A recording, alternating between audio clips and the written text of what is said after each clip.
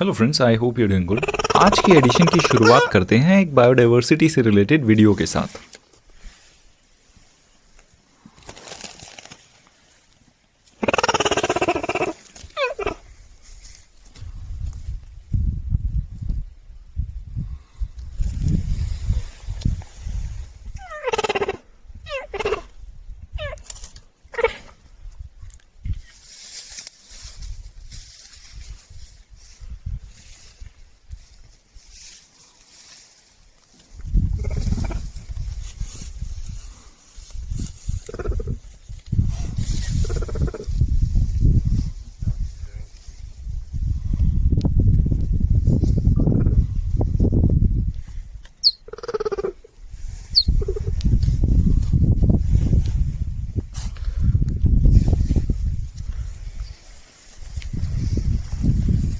ये वीडियो है चीता की, जिसके 20 एडल्ट्स को अभी रिसेंट पीरियड में इंडिया के कूनो पलपुर में इंट्रोड्यूस किया गया है। उन 20 एडल्ट्स में से 6 एडल्ट्स की किसी न किसी रीजन की वजह से डेथ हो चुकी है। अफ्रीकन चीता की एज अ बायोडाइवर्सिटी स्पीशीज की बात करें तो अफ्रीकन चीता का IUCN स्टेटस वल्नरेबल है। नामीबिया के पास चीता की लगभग 2000 की पॉपुलेशन है, जो दुनिया में सबसे बड़ी पॉपुलेशन है। चीता एक सॉलिटरी स्पीशीज है, मतलब वो अकेले रहते हैं, ना कि एक ग्रुप में, जैसे कि एलिफेंट्स। ये एक बार में 1 से 8 कप्स को जन्म देते हैं और इनका जेस्टेशन पीरियड लगभग 3 महीने है और चीता मदर्स रफली साल में एक बार जन्म देती है। Let's begin with today's edition. आज के एडिशन में हम कवर करेंगे सुप्रीम कोर्ट में दिए गए सेम सेक्स से रिलेटेड वर्डिक्ट को। सुप्रीम कोर्ट में ही महाराष्ट्र असेंबली स्पीकर को दिए गए अल्टीमेटम को कि वो एंटी डिफेक्शन लॉ पर प्रोसीडिंग्स को शुरू करें। पुडुचेरी के कोस्टल एरियाज में हो रहे इस समय हार्मफुल एल्गल ब्लूम्स को, केरला फॉरेस्ट डिपार्टमेंट के अपने हाईवेज पे लैंडस्लिप्स को प्रिवेंट करने के लिए बैम्बू प्लांटेशन प्लान्स को, United states, China, south Korea और बाकी और कंट्रीज की वर्ल्ड ट्रेड ऑर्गेनाइजेशन की एक कमेटी में इंडिया को लेकर की गई शिकायत को, और एंड में हम प्रिलिमिनरी 2023 के क्वेश्चन नंबर 11 को डीकंस्ट्रक्ट करेंगे।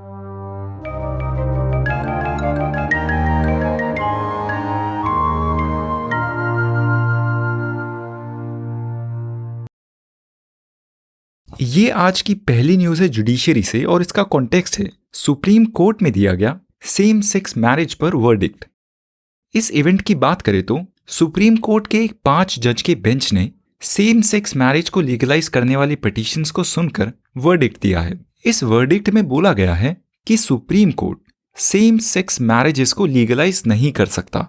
वो अपने वर्डिक्ट में सेपरेशन ऑफ पावर्स के कंसेप्ट को इन्वोक करते हैं और बोलते हैं कि कानून में इस तरीके के फंडामेंटल चेंजेस करने की अप्रोप्रिएट अथॉरिटी पार्लियामेंट है, ना कि जुडिशरी। इस वर्डिक्ट में ये भी बोला जाता है कि किसी व्यक्ति का शादी करना एक फंडामेंटल राइट नहीं है, मतलब right to marry is not a fundamental और अनक्वालिफाइड राइट, और इसी वजह से सुप्रीम कोर्ट की इस सब्जेक्ट में पावर्स लिमिटेड हैं। हालांकि चीफ जस्टिस ऑफ इंडिया अपना ये एक ओपिनियन एक्सप्रेस करते हैं जिसमें वो बोलते हैं कि LGBTQ कम्युनिटी से बिलोंग कर रहे व्यक्तियों के पास अपनी मर्जी से रिलेशनशिप बनाने का पूरा अधिकार है और गवर्नमेंट अंडर ऑब्लिगेशन है कि वो ऐसे रिलेशनशिप्स को रिकॉग्नाइज करे और उन रिलेशनशिप्स को एक लीगल स्टेटस भी दे। हालांकि चीफ जस्टिस ऑफ इंडिया के इस ओपिनियन से उस बेंच के एक दूसरे जज जस्टिस संजय किशन कौल एग्री नहीं करते।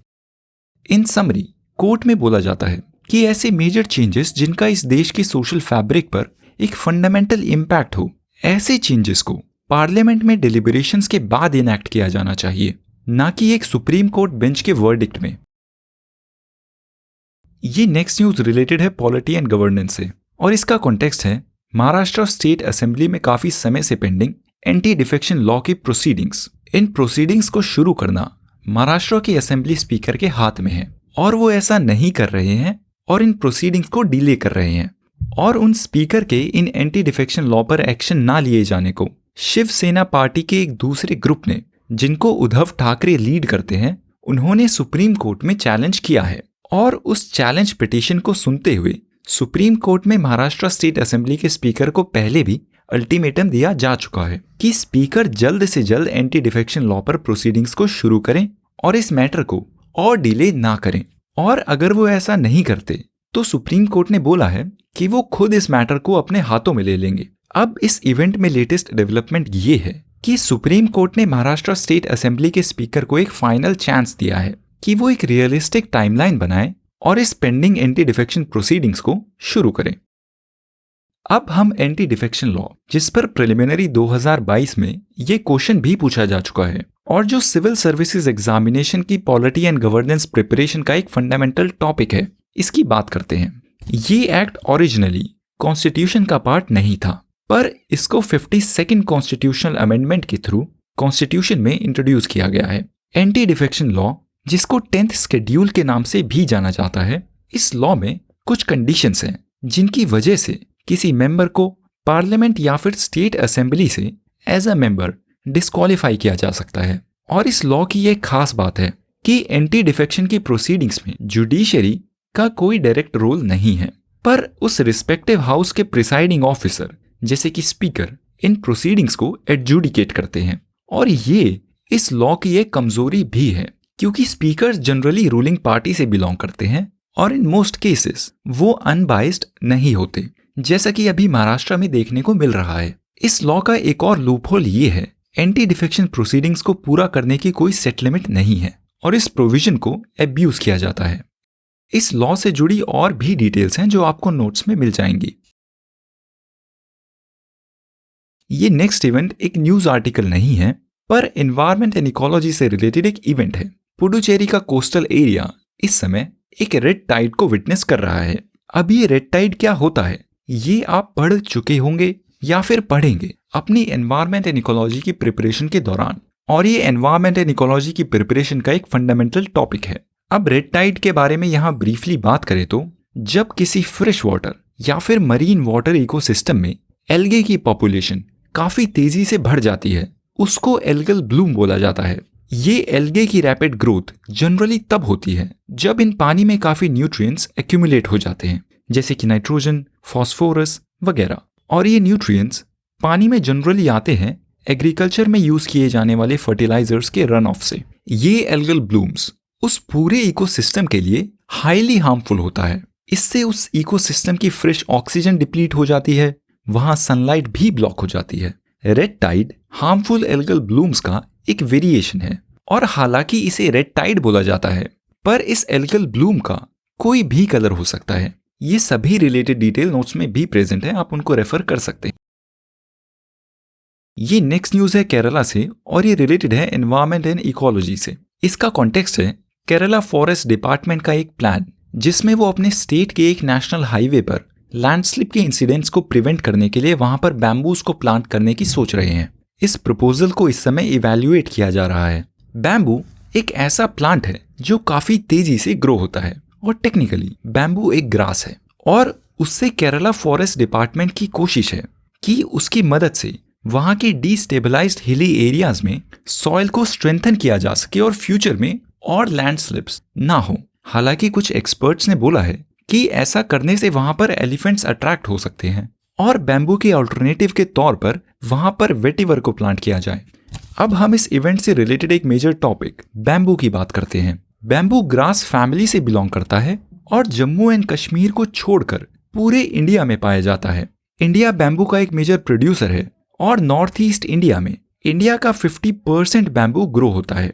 इंडियन फॉरेस्ट एक्ट में 2017 में एक मेजर अमेंडमेंट की गई थी जिससे बैम्बू के कल्टीवेशन को एनकरेज करने के लिए इसको नॉन फॉरेस्ट एरिया में ट्री की डेफिनेशन से हटा दिया गया था। उसी साल प्रिलिमिनरी में इससे रिलेटेड ये क्वेश्चन भी पूछा गया था। बैम्बू हालांकि फिलहाल न्यूज में नहीं है, पर आपको पता होना चाहिए कि ये एक मेजर रिसोर्स है जिससे नॉर्थ ईस्ट इंडिया और बाकी और इंडियन इकोनॉमी में काफी वैल्यू एडिशन हो सकती है। गवर्नमेंट की भी काफी कोशिश है बैम्बू प्रोडक्ट्स को प्रमोट करने की।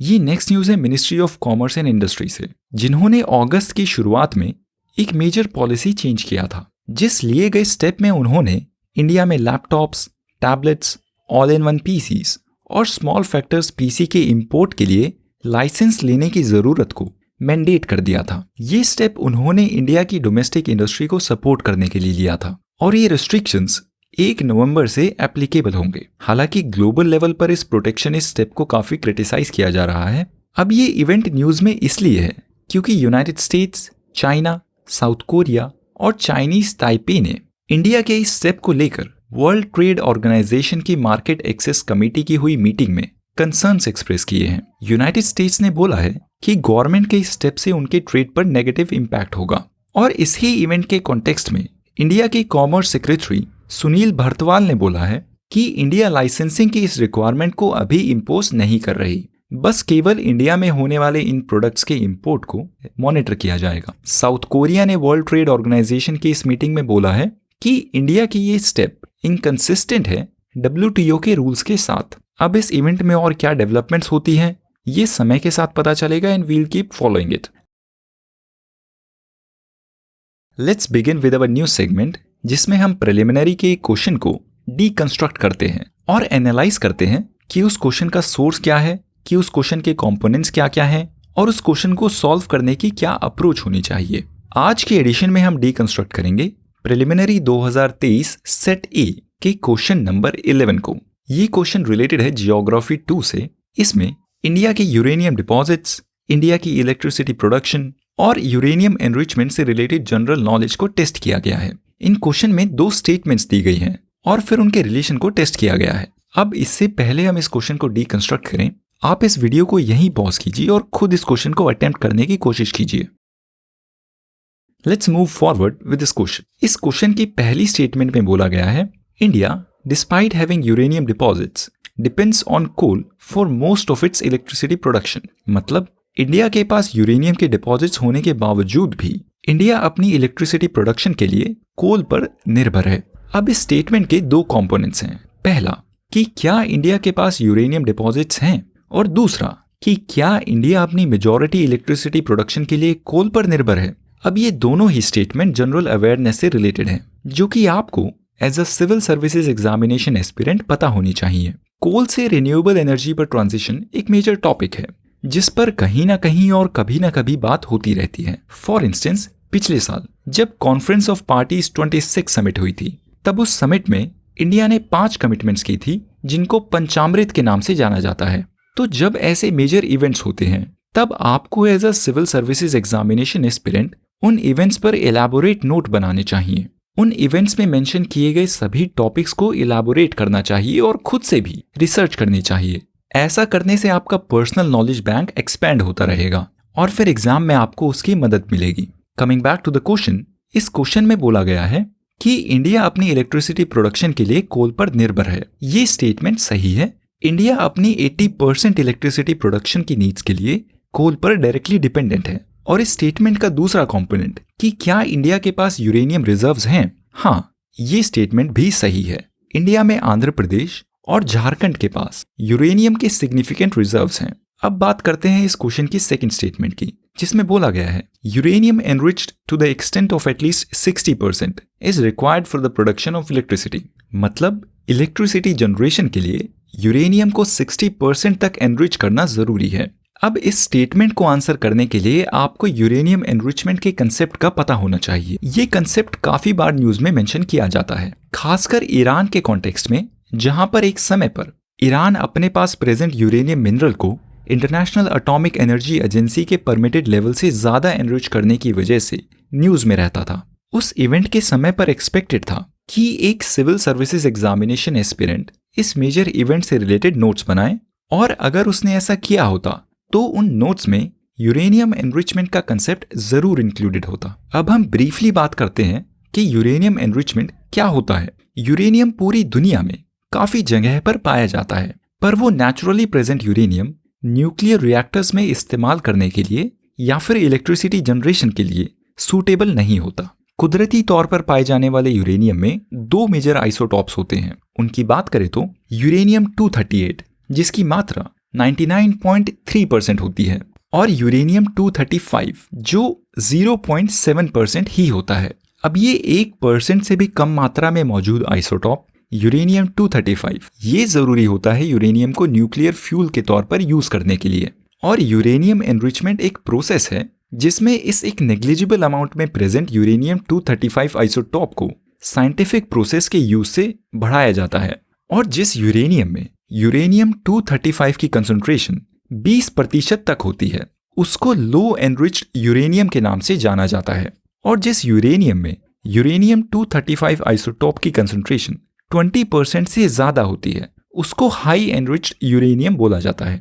और इलेक्ट्रिसिटी की प्रोडक्शन के लिए लो एनरिच्ड यूरेनियम काफ़ी होता है, मतलब 20% तक एनरिच्ड यूरेनियम से इलेक्ट्रिसिटी प्रोड्यूस की जा सकती है। अब इस क्वेश्चन के सेकंड स्टेटमेंट की बात करें तो इसमें बोला गया है कि इलेक्ट्रिसिटी जनरेशन के लिए 60% यूरेनियम एनरिचमेंट जरूरी है। तो नाउ वी कैन कंक्लूड कि ये स्टेटमेंट गलत है। अब हम पहली स्टेटमेंट को कंक्लूड कर चुके हैं कि ये सही है और दूसरी स्टेटमेंट को भी कंक्लूड कर चुके हैं कि ये गलत है। अब इस क्वेश्चन में एक और मेजर स्टेप है जिसमें पूछा गया है कि क्या ये सेकंड स्टेटमेंट पहली स्टेटमेंट का सही एक्सप्लेनेशन है। पर अगर आप इस क्वेश्चन के ऑप्शंस को एनालाइज करेंगे, इस स्टेप को सॉल्व करने की जरूरत जब होती जब दोनों स्टेटमेंट सही होती। पर क्योंकि हम श्योरिटी से कंक्लूड कर चुके हैं कि पहली स्टेटमेंट सही है और दूसरी स्टेटमेंट गलत है, we can ignore this third step और श्योरिटी के साथ हम कह सकते हैं the answer is C. That's all for today friends. See you tomorrow in the next addition.